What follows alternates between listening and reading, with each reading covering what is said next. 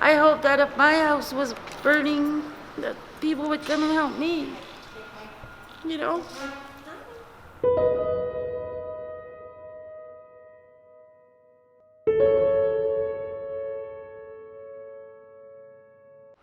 The fear of like leaving your home and never knowing if you're going to go back there again. I just can't imagine it. It kills me inside. It breaks my heart for those people because some of them won't have a home to go to.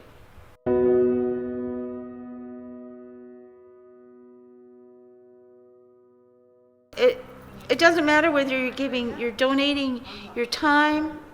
I mean, no donation is too small. Volunteer time is valuable. That's how we can do this, is by volunteering. Transport time is valuable.